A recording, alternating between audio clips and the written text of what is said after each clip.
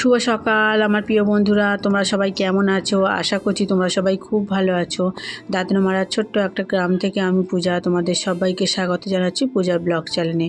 আজকের ব্লগটা হলো শনিবার দিনের ব্লগ। তো ব্লগটা শুরু করেছি সকাল 7টা থেকে।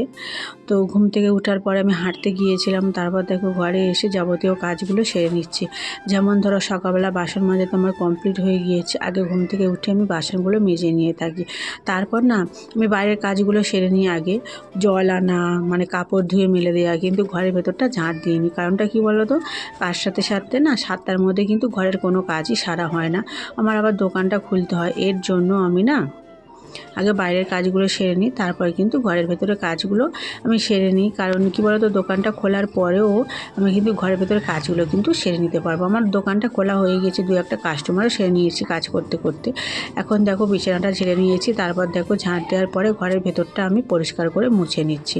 এখানে যেহেতু অন্ধকার, আমার ঘরের ভেতর একটাই ল্যাম্প, ভিডিওটা না অন্ধকার অন্ধকার লাগে, কারণ মানে যে নিচে যে ল্যাম্পটা দেওয়া নেই, তো এর জন্য ভীষণ একটু অন্ধকার ভাব। কিন্তু ওই যে ঘরের সাইডে যে জানালাটা আছে, ওই জানালাটা কিন্তু খুলে দিলে কিন্তু বেশ আলোটা বেশ ভালোই পায়। যেহেতু ছোট্ট ঘরের মধ্যে মানে জায়গা এমনই শর্ট, জামা কাপড়ও রাখার জায়গা নেই। দেখতে পাচ্ছ তো সোফাটার মধ্যে জামা কাপড় মানে আছে, কারণ ওগুলোও না মানে হাফ ভিজে হাফ শুকনো এরভাবেই জামা কাপড় তো রেখে দিয়েছিলাম। তো ঘরটা মোছার পর আমি কিন্তু তারাই কিন্তু মেলে দেবো।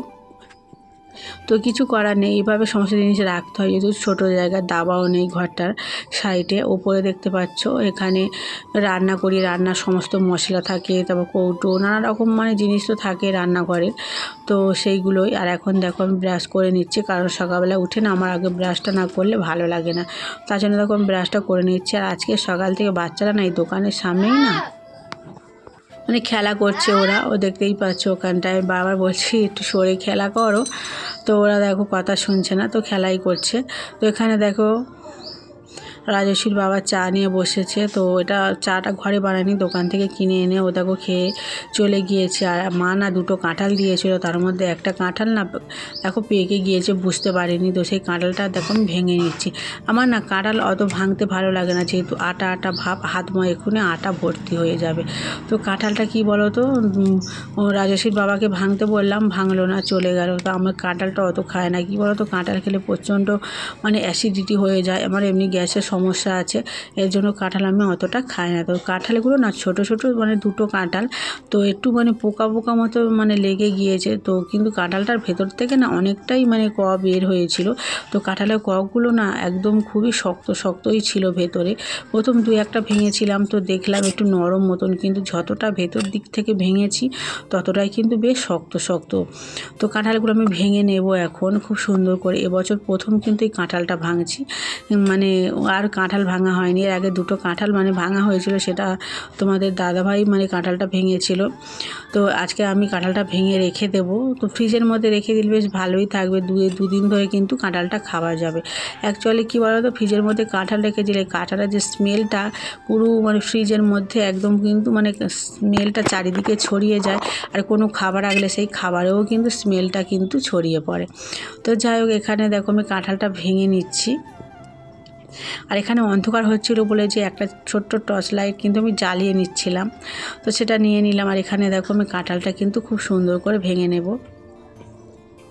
তো এই কাঁঠাল ভাঙার সময় একজন কাস্টমার এসেছিলো, আবার ডাকছিল, আবার ছুটে উঠে গিয়ে আমি তাকে হাত ধুয়ে আবার কিন্তু তাকে আমি কিন্তু মানে যে জিনিসটা নিচ্ছিল তাকে আবার দিয়ে এলাম। তো এইভাবে ভীষণই সমস্যা হয় মেয়েকে খাওয়াতে বসালেও। দোকান জিনিসটা এমন একটা সমস্যা, কী বলতো, দোকানের ডিউটিটা খুবই বেশি দিতে হয় অনেকটা সময় ধরে। আর কি বলতো, আমার রাজস্বী কোনো কাজ নিজে থেকে করতে পারে না, সমস্ত কাজ কিন্তু আমাকে করতে হয়। তো এটাই হচ্ছে ভীষণ ঝামেলা, এর মতন ঝামেলা কিন্তু নেই। ঘরের কাজ করলে কষ্টর থেকে এই দোকানের ঝামেলাটা প্রচণ্ড মানে ঝামেলা। কি বলতো, আমার ছেলেরা হলে সব সময় বসে দোকানের ডিউটিটা দিতে পারে, কি বলতো আমাদের হাজারটা কাজ থাকে, তো আমাদের পাশে কিন্তু কেউ কাজ করার মতো থাকে না। তো এর জন্য আমার কিন্তু ভীষণ সমস্যা হয়। তারপর দেখো মুড়ি আর ঘুগনি খেয়ে নিয়েছিলাম, তো মেয়েকে স্কুলে পাঠিয়ে দিয়েছি। তো তারপর দেখো বৃষ্টি মানে খুব জোরে জোরে বৃষ্টি এসেছিলো, তারপর আমি দোকানে বসে আছি, এখনও কিন্তু রান্না বসেনি। দোকানটা বন্ধ করার পরেই রান্না বসাবো। তো 12:30টার সময় উনুনটা জ্বেলেছিলাম। এখন ভাতটা হতে হতে প্রায় 1 ঘন্টা লেগে গিয়েছে, কারণ যেহেতু আমাদের রঘু চাল রান্না করা হয়, তো রঘু চাল না বেশ 1 ঘন্টার মতো করে ফোটে ভাতটা। আর এখানে দেখতে পাচ্ছ ওই মাছগুলো ভেজে নিচ্ছি। তো 4 পিস মাছ এখানে নিয়েছি, মাছগুলো ভেজে নেব। তো তারপর মাছটা একটু আলু টমেটো দিয়ে ঝোল করবো। আর এখানে একটা মাথার পেটিও আছে, তাই অল্প করে আলু কেটে নিয়েছি, একটু ধনিয়া পাতাও নিয়েছি, আর পেঁয়াজ টমেটো কাঁচা লঙ্কা সমস্ত কিছু কেটে কিন্তু গুছিয়ে নিয়েছি। আর মশলা যেহেতু করব না, মশলা না আমি আগে থাকতে গুঁড়ো করে রেখে দিই, আবার কোনো সময় শিলেও বেটে নিই। জিরেটা না শিলে বাটতে গেলে একটু অসুবিধা হয়, কারণ কী বলো তো, শিলটা না তেমন একটা অতটা ধার নেই। আর আমার যে মিক্সচার মেশিনের ছোটো যে কৌটোটা, ওইটাই কিন্তু আমার ভেতরে নিচে যে একটা গাডার মতো থাকে না, চামের মতো, তো সেটা কেটে গিয়েছে। তো কে আর পাল্টে আনবে বলো, তো পাল্টানোর লোকও নেই, আর ঠিকও করা হয়নি, পড়েই আছে। আমার মশলা বাটতে ভীষণই অসুবিধা হয়। তো আগে না আমি মশলা বেশি করে রেখে দিতাম, তো এখন আর মশলা রাখাও যায় না, শিলে পরিমাণ মতো বেটে নিই, তরকারি দিই। তো রান্না তো কমপ্লিট, মাছের ঝোল আর ভাত। রাজস্বীর জন্য একটু ঝাল ছাড়া তুলে নিয়েছিলাম, তারপর আমাদের একটু তরকারির মধ্যে ঝাল দিয়েছিলাম। তো এই তালটা না আমাদের পাশের বাড়ি একটা বাচ্চার কাছ থেকে কিন্তু তালটা কেনা হয়েছিল। তো তালটা না মেয়ে বায়না করছিল তালের ফুলুরি খাওয়ার জন্য, তো সময় পাইনি তালটাকে ছেনে বের করা। তো আজকের ভাবলাম রান্না করতে করতে কিন্তু আমি তালটা আজকে ছেনে নেব। তো ওদিকে মাছের ঝোলটা এখনও হচ্ছে, আর এখানে দেখো আমি তালটা কিন্তু ছাড়িয়ে ভালো করে তালের নোদটাকে বের করে নেব। তো আমরা তালের নোদটাকে বের করে থাকি, তো যে বড় যে গ্রেটারগুলো হয়, তো তার মাধ্যমে বের করলে বেশ সুবিধা হয়। তো আমার কাছে গ্রেটার ছিল না, আর এখানে কার আছে জানি না। তো এখানে দেখো আমার একটা ছোট্ট চুবড়ি ছিল, তো মার কাছ থেকে নিয়ে এসেছিলাম। সেই ছোট্ট চুবড়িটা ভালো করে পরিষ্কার করে নিয়েছি। তো ওই চুবড়ির মাধ্যমে আমি তালের যে নোদটাকে বের করে নেব। এখানে দেখো তালটা না আজকে যদি না তালটাকে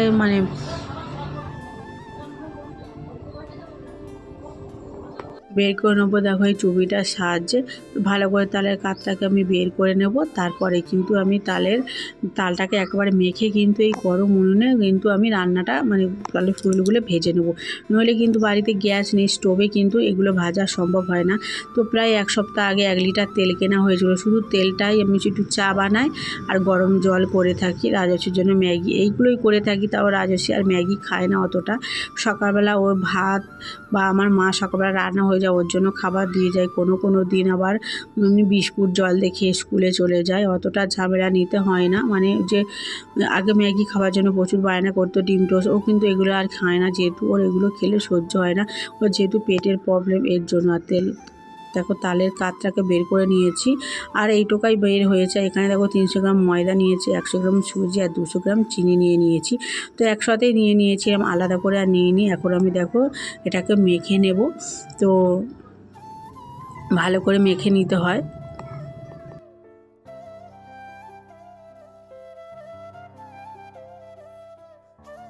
তো এখানে দেখো অল্প করে নোদটাকে নিয়ে নিচ্ছি, আটার সাথে মেখে নিচ্ছি। তো তারপর না আমি থালার মধ্যে একটু জল গুলিয়ে কিন্তু মেখে নেব। তো দেখো তোমরা কিভাবে আমি মেখে নিই।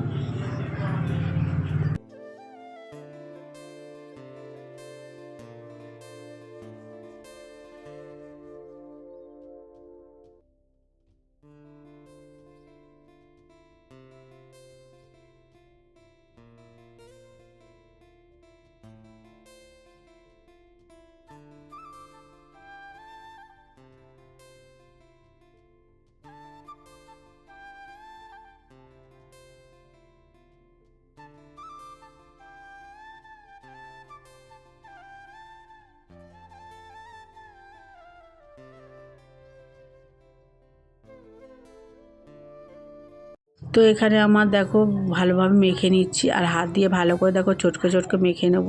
আর এই মাখাটা না এমন ভালো করে মাখাতে হবে, কিন্তু একটু শক্ত করে মাখালে কিন্তু ফুলুরিগুলো ভালো করে কিন্তু ফোলে না। আর আমি যেগুলোই ফুলুরি বানাই না কেন, যত বাড়ি সেগুলো কিন্তু সবই ফুলবে। তোমাদেরকে দেখাচ্ছি এখন দেখো, তোমরা দেখতেই পাচ্ছ, এখন ঘড়ির কাঁটায় বাজে 2:30 মতো। তো এখন দেখো সবে কিন্তু আমি এইগুলো কিন্তু আমি করতে বসে গিয়েছি। রাজশ্রী স্কুল থেকে চলে এসছে, আর এখানে দেখতে পাচ্ছ রাজশ্রীকে একটু ভাতও মাখিয়ে দিয়ে দিয়েছি। তো ওদিকে নিজে হাতে তুলে আজকে কিন্তু খাক। তো অর্ধেক ভাত কিন্তু পরে খেয়েছিল, আবার পড়েও ছিল, খায়নি। শুধুমাত্র ওর জন্যই বানাচ্ছি। এগুলো করতে করতে তো অনেকটা সময় দেরি হয়ে যাবে। এখানে দেখো মানে ব্যাটারটাকে ভালো করে তৈরি করে নিয়েছি, আর এখানে দেখো তেলটা হালকা গরম হয়েছে, আর আমি দেখো অল্প অল্প করে ফুলগুলো ছেড়ে দিই। তোমরা দেখো এইভাবে ফুলগুলো কত ছোট ছোট করে দিচ্ছি বলো তো। আর ফুলে দেখবে কত সুন্দর বড় বড় কিন্তু ফুলে উঠবে, আর খেতেও বেশ ভালো হয়, নরম নরম। তো আমি যেভাবে ফুলুরি বানাই না, কোনোদিন মানে শক্ত মতো হয়ে থাকে না, বেশ নরম হয় আর খুবই ফুলে থাকে।